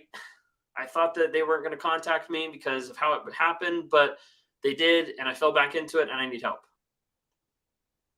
Okay. So a lot of times it happens. Is reactive abuse real? Yes, it's 100% real. It's done on purpose to get you to react, to look abusive, so the narcissist can use that to be able to blame, control, and manipulate you. Can a narc ever feel the emotion of love when they get out of the way of themselves? If they unadd you on social media and say they want nothing to do with you, is that example the final discard? Only if you go through and block them. The final discard is up to you, not to them. Stop giving the narcissist power on the discard. Everybody's like, when's the final discard? When they actually like not going to come back? How do I know it's the final one? The final discard is when you make sure it's the final discard. Otherwise, they can walk back into your life anytime. Okay. Almost 1 month, no contact. Awesome. Anniversary is next Tuesday. Should I be sending flowers? No, do not send flowers.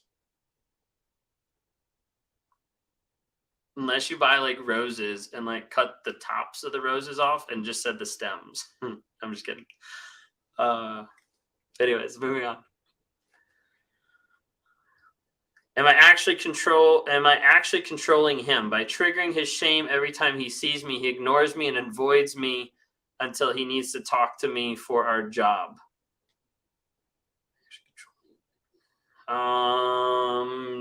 No, I wouldn't say you're controlling him. I'm having a hard time like phrasing how I'm trying to think of it, so I'm sorry. I wouldn't say you're controlling him. He might just be talking to you out of convenience when he wants to. Went 3 months no contact and let him back in my life because of regret I've ever had, and don't let them back. Yeah, don't let them back. I can't block them because I have kiddos. So yes, you actually can. Where there's a will, there's a way, and there's a lot of people who have done that. Sometimes you have to go into a third-party app. Sometimes you have to do third-party communication, third-party drop-offs. You have to go through the court system. Like, it's not easy, and I'm not saying like, hey, it's easy, do it. I'm not trying to give that, but I am saying don't say it's not possible, okay? Because there's a lot of people that actually are no contact with those people. It's hard to get over them, yes, because a lot of times you believe in a fantasy. You're believing the fiction, the fable that the narcissist actually sold to you. You're ascribing to the reality that they projected and the mask that they put out there. Once you start acknowledging the truth, you start taking back your control, start taking back your power. Absolutely.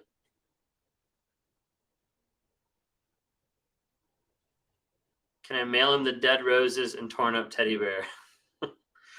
I had someone on the live saying that they would figure out who the new supply was and anonymously send them a psychopath free. I thought that was pretty cool. Go ahead and like sabotage it early on. I can't wait for the day I drop him off at work and don't have to come back and get him. Why are you dropping him off at work? Do narcs become physically abusive with time? Not always, but often. 7 months, mine is blocked, almost zero contact, only responded once, telling him to stop texting me. Good, keep that up. Do narcs really believe they are the victim? You have to believe it to lie to everybody, but not completely, all the way down. He won't let me have my own car. So the car is in your name, is in his name, not his. So basically, he's just like controlling you and keeping you as a chauffeur.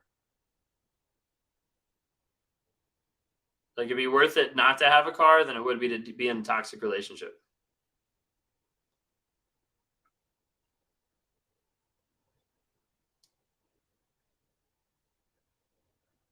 No contact is the key to quicker healing. Please do yourself a favor and don't facilitate between blocking and blocking.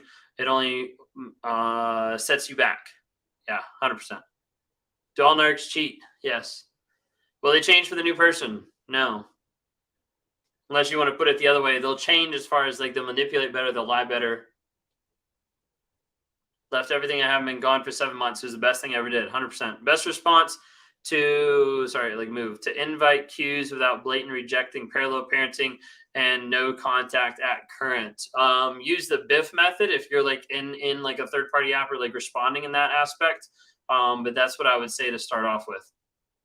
Like, when it's blatant rejecting, so I'm kind of thinking through like best response to invite cues without. No, gotcha. Yeah, just be like clear. Like, hey, we agreed on this. Or like, hey, brief, informative, friendly, firm. Use the BIF method. Do they ever feel guilty? Yes, they do. A lot of people are like, no, they don't feel guilty. Yeah, they do. It's like microscopic and it's like super fast and it leads to shame. They do something bad and they think I did something bad and it switches to shame. I am bad. And then we have to go into shame avoidance. Then we blame, then we rage. How likely are kids of narcissists to become narcissists? It depends on the other person, the relationship, providing an emotionally safe environment for them to grow, heal, and change. What days do I go live? We go live Monday night inside the app, Wednesday night on YouTube and Facebook, alternating between my channel and Lee Hammock's channel. And then I'm also on here on Thursday nights. We're going to be looking probably in the next couple of weeks of moving everything to like 8:15. I didn't make 8:15 tonight, but that's what we're thinking about. We've been debating and going back and forth because like the lives on Thursday nights have like died down for a period of time. Tonight's like one of the larger ones. I think we got 74 people, 53, and 121. So it really just kind of changes. So connection with narcissists and oxytocin drugs. Yes, I always say like the high. Do they love you if they cheat? Do they love you if they cheat? No, they don't love. They didn't exemplify or demonstrate love. Do they love it if you cheat? No, then you're dead to them because they've lost all respect that they had for you anyways. Why does he keep me around if he's cheating? It's a high or it's an image. After no contact, 7 weeks, our dog became really sick. I saw my soon-to-be ex with eyes that had no pupils and his skin changed. Stared right through me. What the hell is that? Emotionless, creepy, mask off. Yeah, I'd say it's a little bit of a mask off, but also trying to mess with you. Why they use your child to trap the new supply? It's an effective method. It works. If you use a kid to be able to get a new person, it works really well. If it's not broke, don't fix. So a lot of times narcissists will leverage anybody they can to help support and manipulate the mask. Can someone give me advice on trauma bond? I block him on everything. He makes fake profiles still. Keep blocking those. Go onto YouTube, look up trauma bond underneath my platform. We'd love to be able to talk to you as well. Trauma bond is getting real, like understanding the truth of the situation, understanding the triggers, the feelings, the emotions, and the story, the thought that you're telling yourself that keeps pulling you back, and then grounding that in the facts and the truth of the situation and rewiring your mind with the actual facts, the truth, because that's what's going to set you free.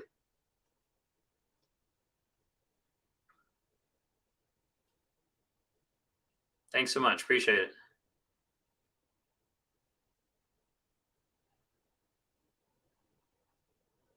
Can you talk about how to deal with triangulation if our family is made up of 3 people, 2 of us, and our only son is 28 that acts out and agrees with everything his father says and does? Unfortunately, a lot of times when it comes to triangulation, it transcends whether it's family, friends, or anybody else. Triangulation has 3 points. You take out 1 and you only have 2 points. The only way you're able to get triangulated in a relationship, in a family system, in work is when you engage with it and when you allow it to happen. That's why a lot of times people end up having to go no contact to some degree with family members, with coworkers, a lot of different things.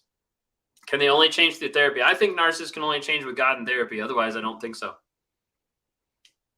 No, take control back, and who cares what he thinks? You're not doing it. Gives him control still over you. Yeah. Do they always come back? Yes. Okay. A lot of people are going to be like, mine didn't come back. I'd rather have you prepared than not. Because a lot of people that say, oh, mine didn't come back, you're only on 6 months. You're only on 6 years. How about the person that said, hey, it's been 25 years and they reached back out? You never know. Work to make sure that you've blocked and that you've gone no contact so that they're not going to have the chance to come back. Okay. So yes, I do meet with people on one-on-ones and do coaching. We also have coaching events coming up September 24th. We're going to be in Virginia Beach, Virginia. Myself and Lee Hammock, Mental Healness, going to be there doing a 4-hour of narcissistic abuse recovery workshop is what we're actually going to be doing there. It's going to be a 4-hour event. It's not a meet and greet. It's actually like us working with you to try to help process your healing, growth, and change.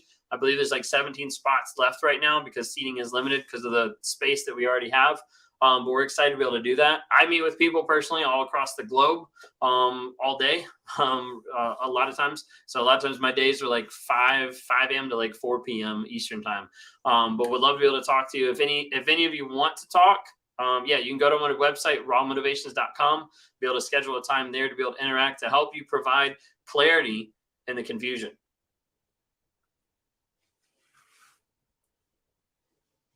Sign up for the one in Virginia. I might still have it linked here. I can drop it in the chat.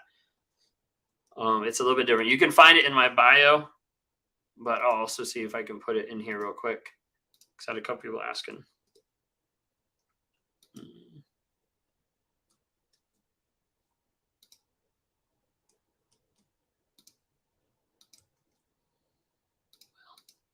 It's not letting me put it in there.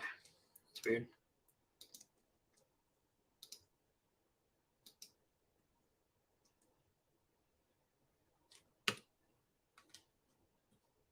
That's weird. It's not like copy and paste. Oh, there you go. I think the keyboard disconnected. There you go. There's the link for the one in Virginia. Any of my stuff as far as like working with me one-on-one is under rawmotivations.com. Sorry, there we go. Like took forever. There we go. The fog is slowly but surely clearing. That's awesome. I'm glad to hear that. The fog is crazy. The fog is fear, obligation, and guilt. They take you in the middle of the field, leave you in the fog, and then direct you by calling out from the edge of the field, telling you which way to go. It's pure manipulation. Why they deny everything, even after being caught in a lie, to be able to uphold the mask, the image that they're either telling themselves or putting out for others. Why do I find it so hard to leave? A lot of times you're dealing with a trauma bond. You're stuck because of the mindset, the story you're telling yourself that keeps you stuck. I feel like I'm obsessed with him almost because I can't stop thinking about him and all of the other supply. It's affecting my sleep. How do I stop the ruminating? One is to acknowledge the truth. Two is to actually work through it and rewire the story. You're believing something that's keeping them top of mind.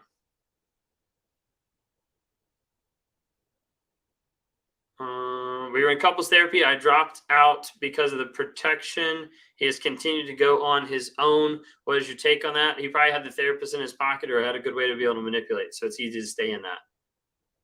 I can't get out of it, the trauma. And we'd love to have you reach out. We'll be able to talk and try to help with that. I've got a lot of, well, some people, a couple people keep going in and out. But I've got a lot of people that I've worked with to be able to help with getting out of the trauma bond. Bree's in the house on TikTok. Feel free to give her a follow. Abuse is abuse. It's almost past your bedtime. Abuse is abuse. If you haven't had a chance to follow her, check out her platform. She has a lot of good content, especially dealing with a narcissistic family, dealing with a narcissistic mom. So definitely check out her platform. She's on all the platforms. So everybody else who's watching and listening, look at Abuse is Abuse. Are you able to join the Virginia Beach conference virtually? No, it is in person. I think there's either 16 or 17 spots left, but it's not going to be virtual or anything like that. Are you and Lee ever coming to the Midwest, Wisconsin, or Minnesota? Next year, Midwest-ish would be coming to Chicago, probably the closest one. Wisconsin, yeah, so yeah, probably Chicago would be the closest one. Off the top of my head, don't quote me for sure because it's not all confirmed. But off the top of my head, we're looking at, gosh, I'm going to struggle to remember.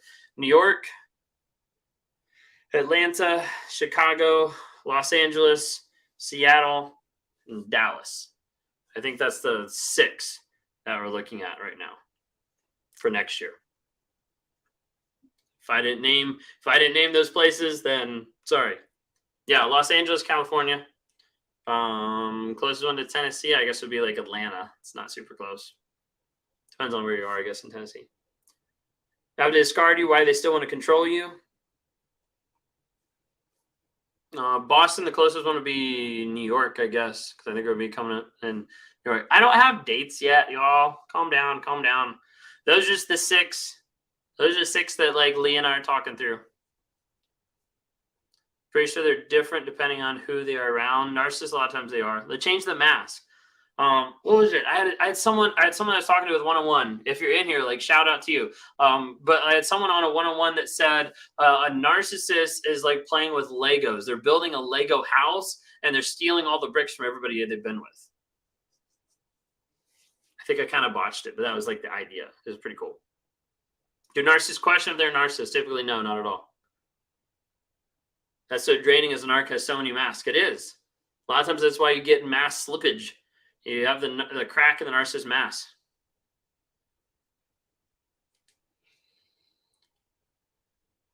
Definitely would love to go to the one in Los Angeles. Yeah. Well, I mean, all of it really depends on, one, how Texas goes. Just to be able to see about that. And also for like the actual workshops that Lee and I are doing, it really depends on, how many people end up coming to this one so that we know, hey, like this works. And also like how it like helps. We're super excited about it. I'm super excited about something that like I've recently just started telling on some social media. I don't have any posts about it because it's still a ways away, but I'm working on a course. And it's not just any course, it's an intensive course. And it's actually, I'm terming it as a challenge. It's a 45-day challenge to help you have clarity after dealing with a narcissist. And just like the topics that I'm putting out there, like I showed it to a lot of people. I sent the 45 topics to a lot of different people and they were like, wow, that's like really comprehensive. We're like super excited. There's going to be a lot of stuff inside that. It's not just any course. It's not. I mean, it's a 45-day challenge. It's going to take 45 days of commitment from you. If you want to work through your healing process, you're going to get more like information than you would with like a one-on-one with me. You're going to get more information than what you could expect A lot of the information is getting like recorded brand new and put on there. Like just for the challenge, I know we're going to be producing 110 videos to go into the challenge. So it's going to be called the Clarity Challenge. We're going to be looking for it later on this year. It'll have its own site and everything like that. But we got a lot of stuff planned on that. So far in this week, I was able to write like the first like 9, get like the base structure down for the first 9 days. We're going to write the whole thing. Then we're going to go back and record all the videos for it. And then we're going to go back and do all the emails for it because it releases one day at a time. And then we're going to send it through testing and probably have, at least starting off, probably have like 15 to 20 people actually take the course and give us feedback, kind of work through, kind of get all the kinks out of it, and then release it after that.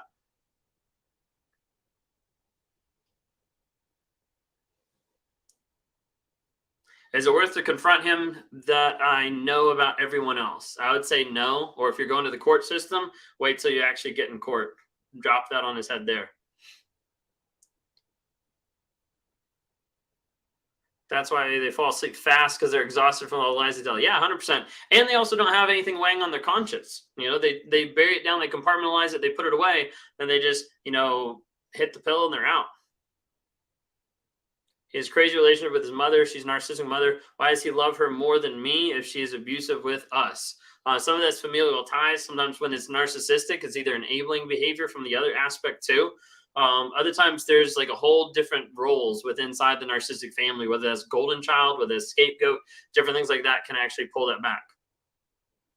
How can they not just care? So like, think of it this way, with the narcissist, it's all about them. So like, think if you were put in the room and everybody in the room actually didn't matter. Like they didn't matter because everything that mattered was just you. Like that's that concept. And so as a result, they'll walk over everybody else, not because they hate everybody else, but because they love the mask that they're portraying.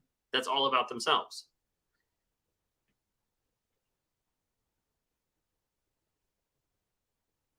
Do narcs think about Old Supply and just not Hoover? Not often.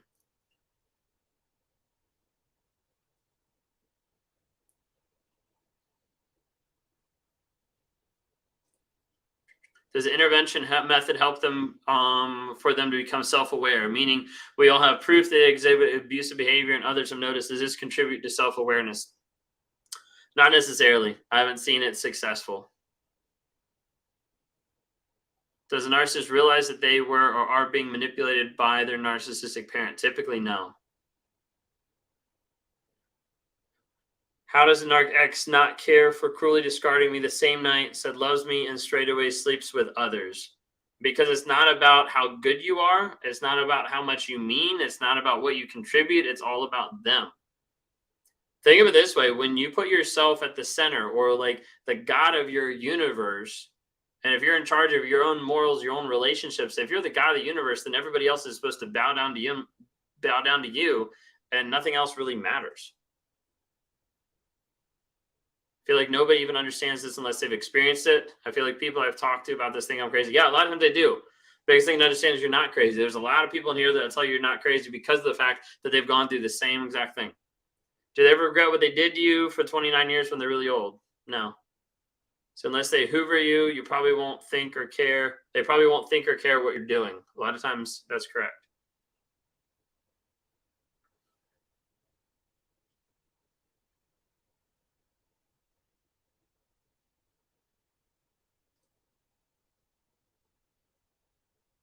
Trying to see if I'm missing any comments or questions. 3 weeks, no contact. Awesome. Hoover is like the idea where they try to suck you back into the relationship. It's like a vacuum. Okay. They want to suck you back into the relationship, not because they love you, but because they want power and control over you. How do I explain to my daughters that the emotional discard from the dad isn't their fault? I'm trying to think of like the best way. I mean, really just being honest with them and talking through it. Ask them how they're dealing with their emotions, helping them process that.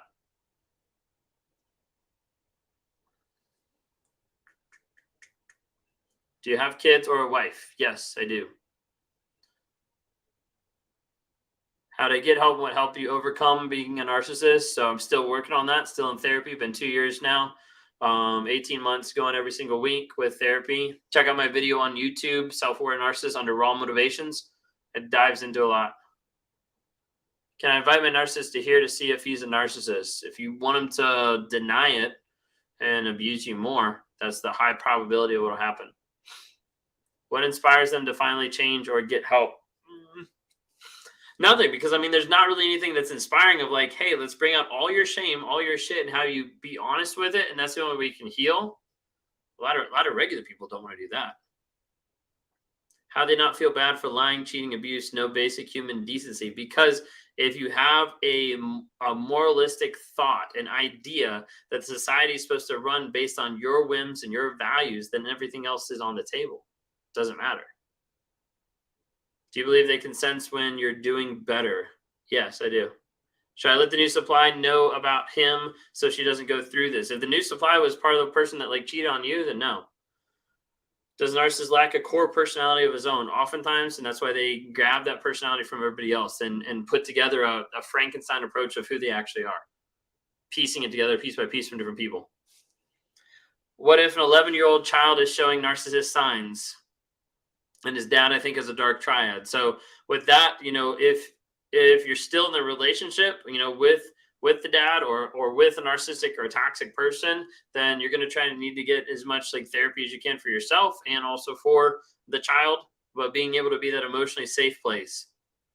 Let's say if you're in, okay, let's put this out there. If you're in a relationship with a healthy person or a non-narcissistic person and you have a child that's exhibiting narcissistic traits, then you need to get into family therapy.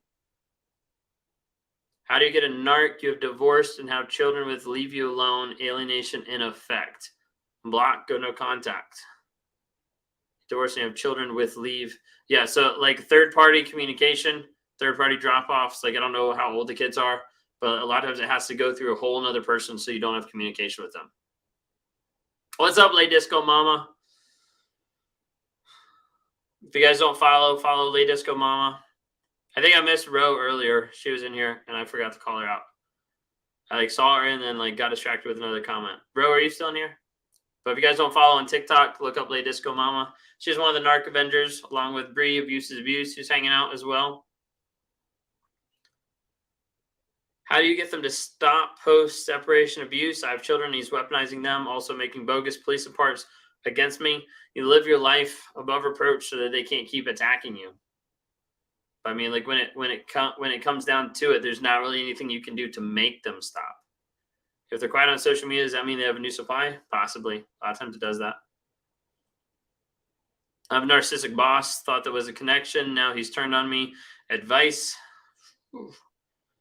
A lot of times with narcissistic boss, you're going to have to set those boundaries. Sometimes you need to go above their head to make sure that like you're not getting screwed over.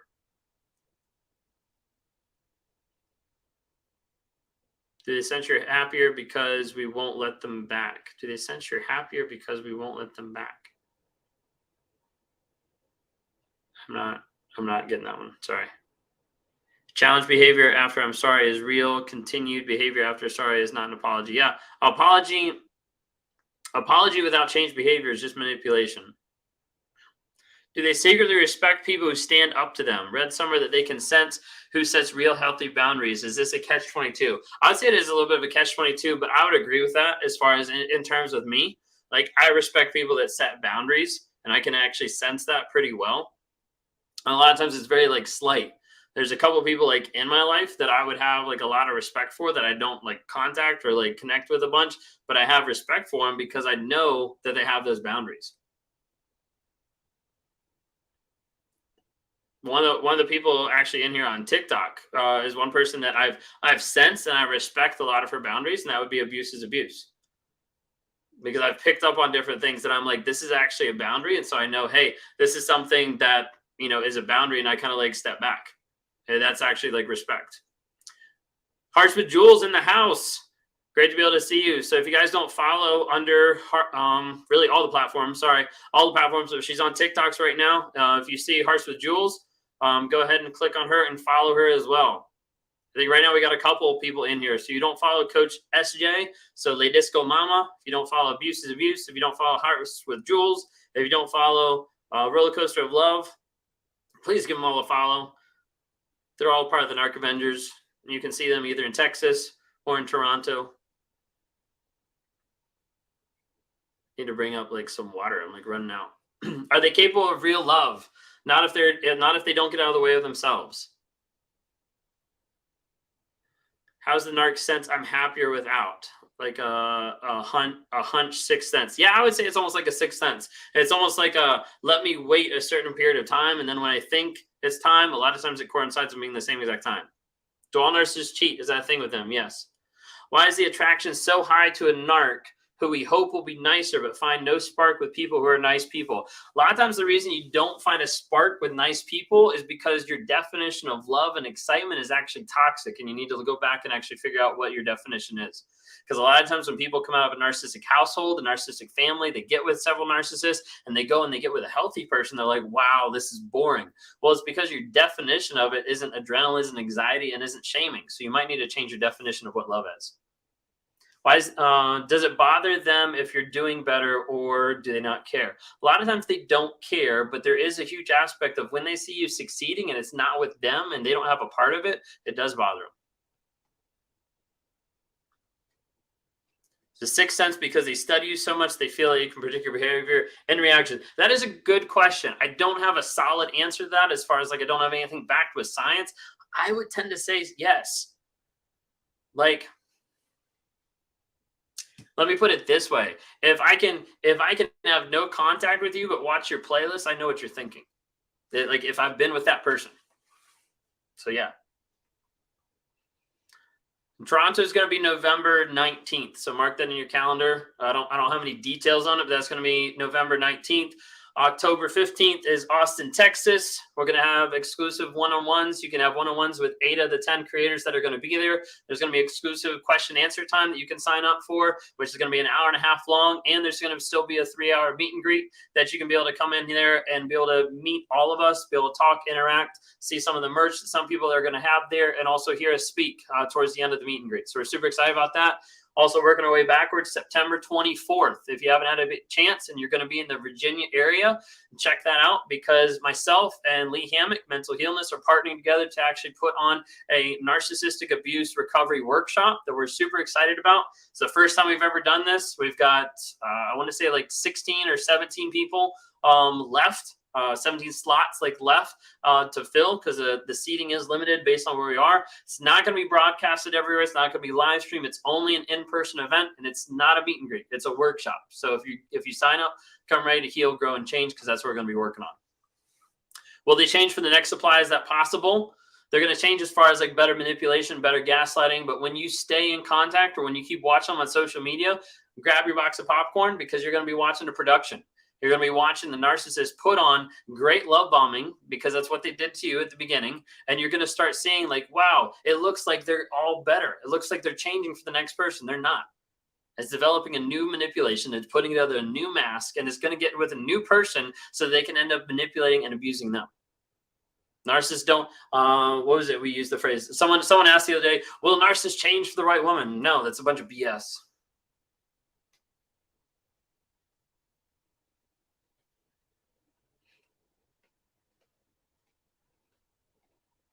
Will them seeing you doing better cause a Hoover? Possibly. That's why you're the one that's in control of the Hoover. Why do narcissists want to see them, want you to see them, but the relationship is over? Control. Kind of creeped out by their sixth sense. Does narcissism typically manifest in the younger years and from abandonment trauma? If you're looking at abandonment as being like underneath, and a lot of times that's borderline. Shame is the big aspect of underneath narcissism, and how I kind of view the two of them connecting a lot of times is through the stream in between of rejection. A lot of times narcissism can manifest like later on in life. If it's early in life, it's not diagnosable. It's not like officially diagnosable in that sense. Do they end up alone? A lot of times. What's the longest you think a narc can keep up the mask on a new supply? Can love bombing last for several years? Love bombing, I normally say, is 6 to 18 months. I would say 6 to 18 months for a overt. Covert could last longer. Okay. Why they cyber stalk but don't say anything? Power and control. If I understand more about you, I can control you. If I understand more about you, I have more power over you. The abuse feels so personal because they are so nice to everyone else, and I only sometimes got that nice side of them. Yeah, a lot of times it feels personal. People need to understand a lot of times the narcissism, it isn't personal at all because they just don't care about you. I know that's like hard for a lot of people to understand, but like they don't care about you. If you're sitting and you're wondering and you're dealing with the cognitive dissonance, the trauma bond, the hope and potential, like, I don't know, did they care about me? Did they not care about me? Take all the questions you have and put demonstrate in front of it. How they demonstrate care, how they demonstrate love, how they demonstrate respect, how they demonstrate honor, how they demonstrate faithfulness, how they demonstrate honesty. Don't look at their words.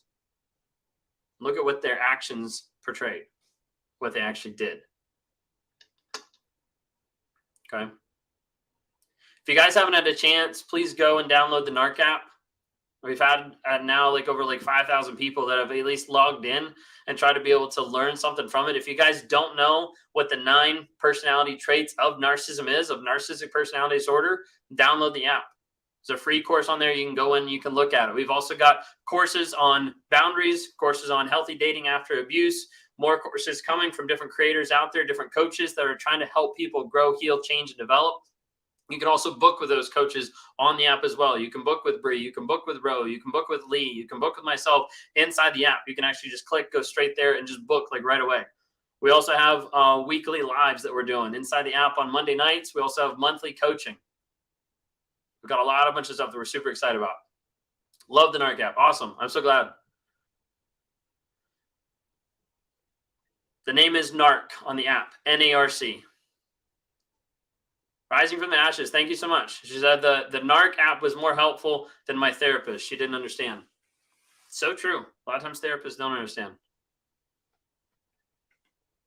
That's my goal as I work with people to like have them like leave sessions or leave coaching and be like, hey, like I learned and I grew more. I had my mindset shift and changed more than what I did with a therapist or what I did with a counselor, because like I understand it. And I'm also trying to bring that clarity to the confusing aspect of what is narcissism, like how it actually affects covert versus overt, like all the different aspects of it. Love the app too. Absolutely. Thank you so much. Appreciate it. I'm really excited. There's more things that are coming on the app. We like added some more like communities and stuff like that. It's also going to be housing like where some of the testimonies are going to be from people doing the clarity challenge once we start rolling with that. Super excited. 45-day challenge is going to be coming out third quarter of this year. It's going to be helping to provide clarity after the confusion, crazy making of being with a narcissist and how to go through that healing process. What's the Narc app? Where can I download it? It is the Narc app. Type in N-A-R-C, either on Apple or Google Play, and you can download it there. You can check out the 9 personality traits for personality disorder, blah, blah, blah, blah, that whole thing. Different stuff on there as well. There's a lot of stuff. Told my therapist about the Narc language. We're actually, Catherine Clay, she runs Stand Coaching. She's also a Narc Avenger. She's actually working on a course that's not necessarily as much of a course, but more of like a definition, like dictionary stuff. We're like super excited to be able to have like her not only have like videos, but also like the text of like, hey, this is what gaslighting means. This is what Hoover means. This is what supply means. This is what, there's a lot of different ones. Why do narcissists cheat with downgrades? Sometimes they wouldn't be in a relationship with, because it's not about the downgrade and it's not about you and it's not about the other person. It's about what they can get. It's about what they can manipulate and how they can feel. So they'll do that with anybody. It doesn't matter. Are you in a love relationship now? Yes, I am married and we have a daughter. Why is everyone else a priority and you are last? A lot of times it goes with the mask you've seen behind the mask, and the mask that they're putting out there, the story that they're putting out there is what they want to keep. So as for you, like they don't really care. Set you free, gaslighting defined, boundaries by Bree, or great places to start inside the app. Yeah, absolutely. Do I help narcissists or just victims? So I see probably about 95% victims and about 5% narcissists. And like I guess I should say 96%, or no, that's be the way. 94% victims, 90, and then 4%, 5% narcissists, and then 1% couples. I do see couples every once in a while. Narc having been saved me, education, being a part of this community. I'm so glad to be able to hear that. Does appearance matter when it comes to supply? No, it matters what supply is giving.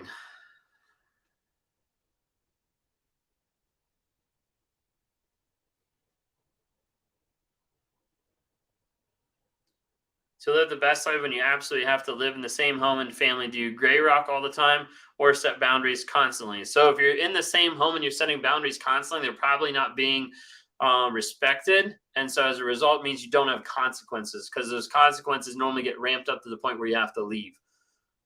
Gray rock a lot of times works if you're not in a relationship where that's going to make it worse as far as abusive. Okay. Super excited. We've got like a bunch of stuff like going on. If you guys haven't had a chance to be able to see it or check it out, check out the link in the bio. If you want to talk sometime, we'd love to be able to interact with you and talk with you. Go to rawmotivations.com. You can schedule a time. We'd love to interact with you. I think this week is about filled up. The next week I know is open in a lot of aspects, not completely, but in a lot of aspects is open. We'd love to be able to talk with you, be able to help with that. Does the Narc app have how to break the trauma bond class or program? The closest thing it has in the Narc app currently is the program Set You Free, which does touch on the aspect of like rewiring. It kind of walks you through, and there's an exercise in there to be able to help that. And it's helped a lot of people. I don't have one specifically on the trauma bond. Some of that's coming with the course that we're going to be producing. Okay. Super excited to be able to talk to you guys tonight. I really do appreciate it. We're going to be wrapping up here. If you haven't had a chance to be able to see some of the info, the stuff for Texas, I forgot to mention earlier, the stuff for Texas, you can get the tickets and you can actually sign up. Go ahead and do that. Go to narcavengers.com, click on the Texas link. That's October 15th. November 19th is Toronto. We don't have any details up about that, but just FYI if there's any Canadians in the chat. And then Brittany, I registered today. Yeah, I saw that you registered today. Awesome.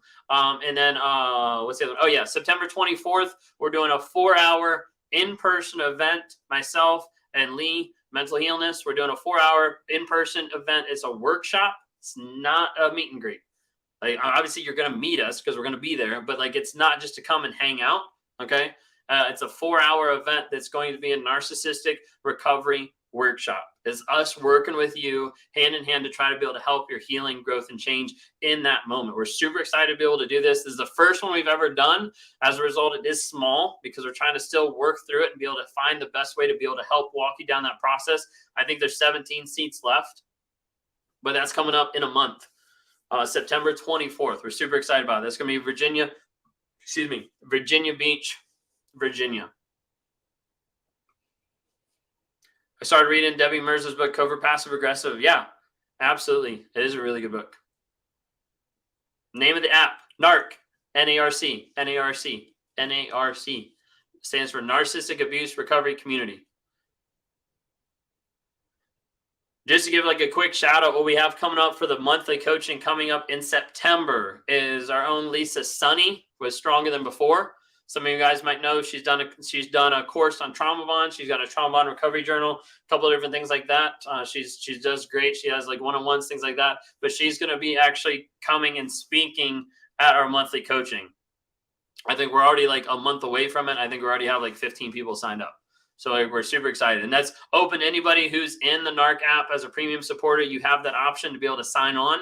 You have to go into the Narc app, go into premium supporter, and it has a place for you to be able to log in and sign up for it. You have to like sign up. It's like a free link once you get in there, but you have to like sign up. That way you actually get the email and the Zoom link. You get to come on screen, be able to interact with other survivors. A lot of times what we've been doing recently is like breakout rooms where you actually get to break out and talk to a couple survivors, build those connections. Because a lot of times you don't have those connections, right?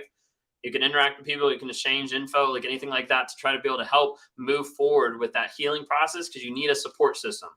The Narc app, we're trying to build that and enable that so people can get advice, can build a support system, and can help their process heal, grow, and change. The breakout room's really cool. Awesome. Yeah, no, I definitely want to do that, especially as we get like bigger and bigger with how many people attend the events. We'll definitely be doing more of the breakout rooms because I think they're really cool. Also, one thing too is if you're a premium supporter, we're starting to go through and record the actual coaching part, not the breakouts or like the discussion afterwards, but the actual coaching part. We're starting to record that and put it available underneath the premium supporter tab where you can see it as replays of like stuff we highlighted each month. So we're super excited about that.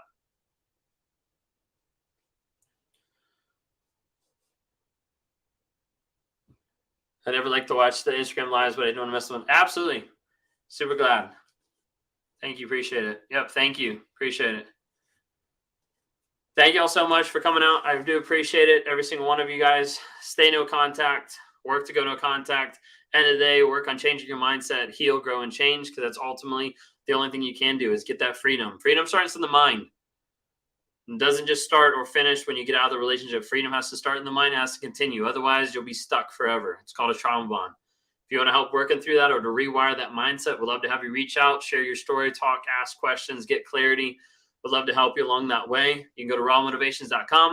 You can click the link in the bio to grab everything else we've talked about tonight. If you're just tuning in and you didn't have a chance to see the live, head over to YouTube. You can watch it there. That'll be up once we finish and it finishes processing. But you can go to YouTube and you can look up the lives, watch any lives that we go through, any of the other videos that I do. We've got lots of different videos. A couple people have been asking about covert narcissists, covert narcissism, all that kind of stuff. I've been doing more videos about that on YouTube. So check that out. I know we've got several on there now. Super glad that you guys are here. Nice to meet you guys as well. Thank you guys. Appreciate it. Thank you. Thank you. All right, we're going to be logging off for the night. Thank you all so much for joining, for helping. And we will see you guys next week. Or if you're on the Narc app, we'll see you on Monday. Y'all have a good night.